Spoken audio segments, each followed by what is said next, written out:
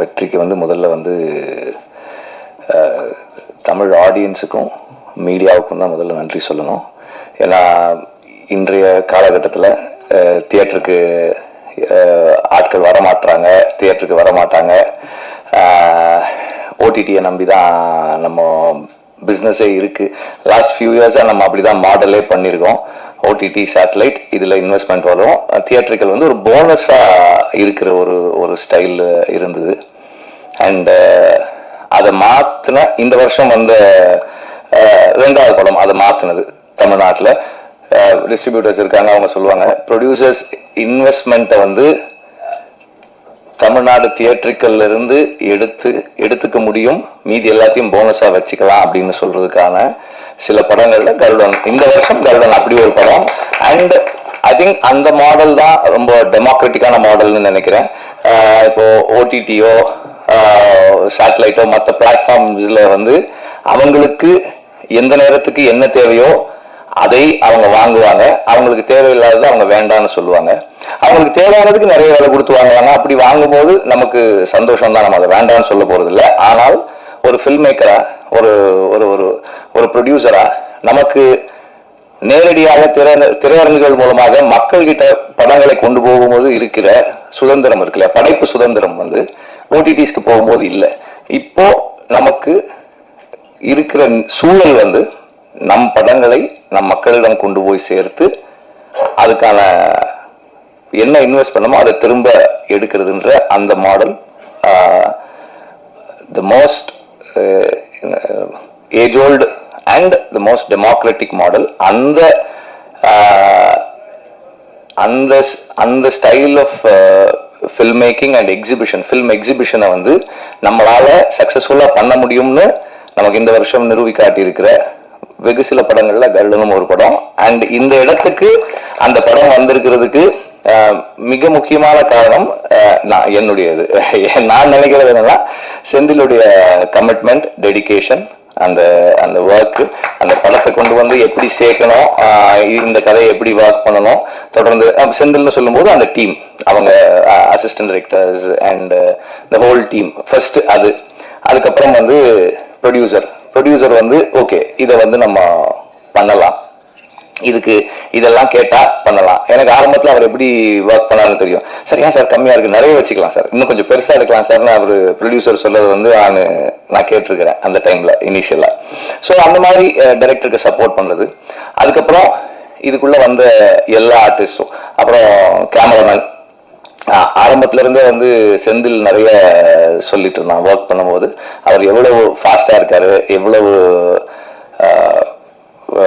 டெக்னிக்கலா எவ்வளவு கான்ட்ரிபியூட் பண்றாரு ஃபில்முக்குள்ள, அண்ட் அவருடைய creative contribution in terms of lighting and lensing, அதெல்லாம் வந்து நிறைய பேசிட்டு இருந்தான்.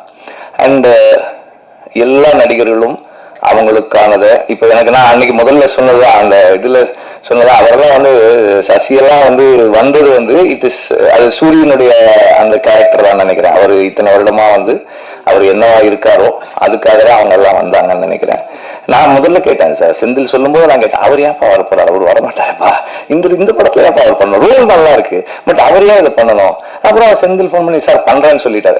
செந்தில் சொன்னாரா சூரி சொன்னாரா தெரியல, 2 பேர்ல யாரோ ஒருத்தர் சொன்னாங்க. எனக்கு ஆச்சரியமா இருந்தது, அப்படியா படத்துக்கு பெரிய பிளஸ்ஸா இருக்கும் அப்படின்னு தான் சொன்னாங்க. படம் பார்த்துட்டு நான் என்ன ஃபீல் பண்ணேன்னா, அவருக்கு இது ஒரு எக்ஸ்ட்ராடனரியான ஒரு கேரக்டரா இருக்கு அப்படின்னு எனக்கு இருந்தது. அவர் சொன்ன மாதிரி அவரு ஒரு விஷயத்துக்காக வந்தாரு, அது கூட அவருக்கு இன்னொரு போனஸும் இருந்தது.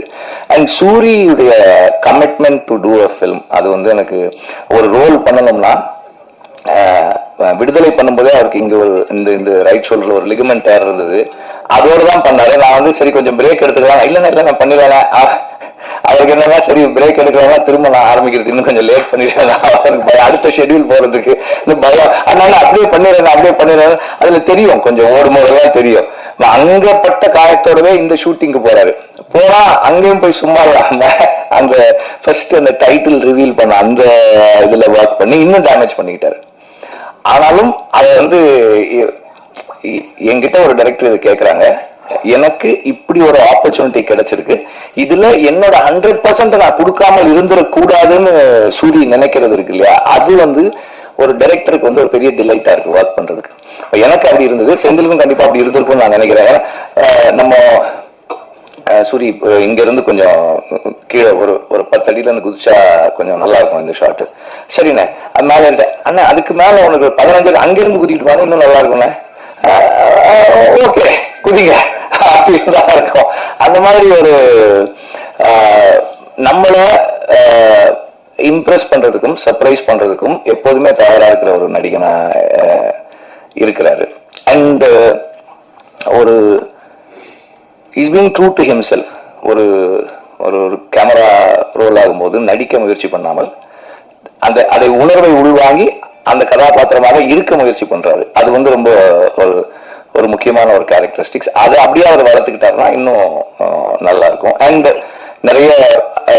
இன்னும் நிறைய பேர் ஆர் உதயகுமார் சார், சார் நீங்க நல்லா நடிப்பீங்கன்னு எங்களுக்கு எல்லாம் முன்னாடியே தெரியும் சார், உங்களுக்கு ஏற்ற கேரக்டர்ஸ் வரல சார், அவ்வளவுதான் சார், வரும்போது கண்டிப்பா கூப்பிட்டுருவோம் சார். அண்ட் இந்த படத்தை டிஸ்ட்ரிபியூட் பண்ணியிருக்கிற 5 ஸ்டார் செந்தில் சார், அவங்க வந்து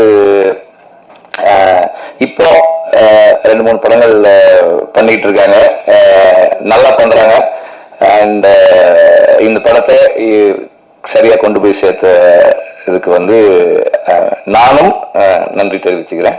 ரொம்ப எஃபிஷியண்டா டிஸ்ட்ரிபியூட்டர்ஸ் எல்லாருமே நல்லா பண்ணியிருந்தீங்க படத்தை.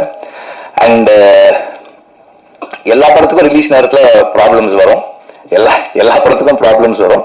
இந்த படத்துக்கும் அந்த மாதிரி ப்ராப்ளம்ஸ் இருந்தது. அந்த ப்ராப்ளம் வர நேரத்தில் ப்ரொடியூசர் கூட இருக்கிறது ரொம்ப ரொம்ப முக்கியம். நான் எப்போதுமே அப்படின்னு நினைப்பேன். ஏன்னா ப்ரொடியூசர் வந்து பணம் போட்டுட்டு படம் பண்றாங்க, அந்த நேரத்தில் நம்மளால என்ன செய்ய முடியுமோ அந்த சப்போர்ட் அவங்களுக்கு கொடுக்கணும் ரிலீஸ் நேரத்தில் அப்படின்னு சொல்லி நான் எப்போதுமே நினைப்பேன். அந்த மாதிரி இந்த படத்துல ப்ரொடியூசர் கூட எல்லாருமே அவங்களால முடிஞ்ச அளவுக்கு சப்போர்ட் பண்ணி கூட நின்னாங்க. சூரி வந்து ப்ரொடியூசருக்கு இருந்தது ஒரு மிகப்பெரிய சப்போர்ட் அந்த நேரத்தில். அண்ட் இது வந்து இந்த படத்தின் மீது எல்லா விதத்திலும் நம்பிக்கை வச்சு உழைச்சவங்களுடைய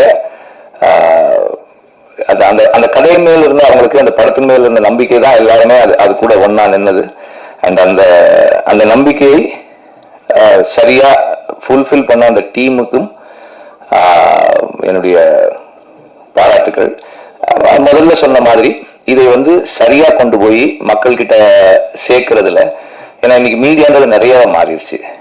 விகடன் மார்க்ல ஆரம்பிச்சு ஷார்ட்ஸ் அண்ட் ரீல்ஸ் வரைக்கும் ஒரு இதுதான், அப்படி ஒரு ஸ்க்ரால் பண்ணா வருது படம். யாரோ ஒருத்தர் சும்மா அந்த ஆடியன்ஸ் ரிவ்யூ அப்படி போடுறாங்க, படம் சூப்பர் தான் இல்லை, ஐயோ நல்லா இல்லை, that is also influencing the viewer. அடுத்த ஷோக்கு போலாமா நாளைக்கு போலாமா நினைக்கிறவங்கள இன்ஃப்ளூயன்ஸ் பண்ணுது. ஸோ அந்த விதத்துல மீடியா வந்து இந்த படத்தை சரியா பொசிஷன் பண்ணி, அவங்களுக்கு பிடிச்சிருந்ததால சரியா பொசிஷன் பண்ணி இதை கொண்டு போய் சேர்த்து அடுத்தடுத்து தியேட்டருக்கு வர்றதுக்கான என்கரேஜ்மெண்டா மீடியாவினுடைய பஸ் இருந்தது அப்படின்னு தான் சொல்லணும். அதே போல நான் எப்போதுமே பிலீவ் பண்றது ஒண்ணு, நாம எவ்வளவுக்கு எவ்வளவு நம்முடைய வாழ்க்கைக்கும் நம்முடைய வேருக்கும் நெருக்கமா இருக்குமோ அவ்வளவுக்கு அளவு மக்கள் அதை ஏத்துக்குவாங்க, இன்டர்நேஷனலாவே ஏத்துக்குவாங்க நம்பிக்கை எனக்கு எப்போதுமே உண்டு. அதை இந்த படம் இங்க தமிழ்நாட்டுக்குள்ள ப்ரூவ் பண்ணிருக்குன்னு தான் எனக்கு தோணுது. அண்ட் இந்த படத்துல பெரிய அளவுல சம்பந்தமே இல்லாமல் இந்த மேலையில உட்கார்ந்துருக்கிறது நான் வருத்தம் தான், ஏன் உட்கார்ந்துருக்கேன்னு தெரியல. அண்ட் எல்லாரும் எனக்கு கொடுத்த நன்றிகளுக்கு நன்றி.